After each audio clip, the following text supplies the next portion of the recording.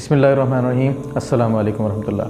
कुछ दिन पहले मुझे एक दोस्त के पास जाने का इत्तेफाक हुआ तो उसने मुझे बड़ी एक हैरान कुन बात बताई। उसने कहा कि जुनैद भाई, मैं और मेरी वाइफ़ जब तनख्वाह ख़त्म होने लगती है हमारी, यानी महीने आधा महीना गुजर जाता है या 20 दिन गुजर जाते हैं, तो हम एक काम करते हैं, तो उस काम के करने से हमारे घर में बरकतें नाज़िल होना शुरू हो जाती हैं।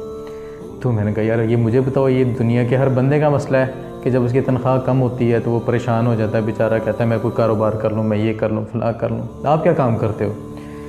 उसने कहा कोई बड़ा काम नहीं है, एक छोटी सी हदीस है और 4 जुमले हैं, उन 4 जुमलों ने मेरी तो ज़िंदगी बदल दी है।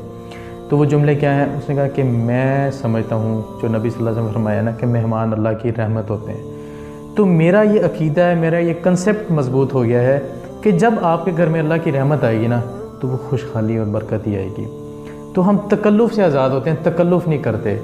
तो कहते हैं जब तनख्वाह मुझे पता लग रहा है कि अब चंद दिन रह गए, जल्दी यानी मसला बन जाना, ख़त्म हो जानी, तो मैं और मेरी वाइफ़ हम अपने करीबी लोगों को, रिश्तेदारों को घर में इनवाइट करने लग जाते हैं। वो आते हैं, हम बिला तकल्लुफ़ जो घर में पका होता है वही उनके सामने रख देते हैं।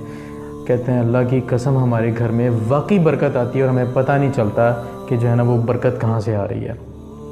तो ये एक तरीका, ये उसने इस बात पे उसका यकीन बैठ गया। और वो नबी सल्लल्लाहु अलैहि वसल्लम भी फरमाते हैं ना कि बंदा जो है वो अपने रब पे जिस तरह का गुमान करता है, अल्लाह भी उसके साथ उसी तरह पेश आता है। तो उसने अपने रब पे ये गुमान कर लिया कि अल्लाह मैं मेहमानों को घर में दावत दूंगा तो मेरी तनख्वाह में बरकत आ जाएगी। अल्लाह उसके गुमान के साथ ही हो गया। तो मैं समझता हूँ ये बात वाकई हमारी तरबियत करने के लिए काफ़ी है।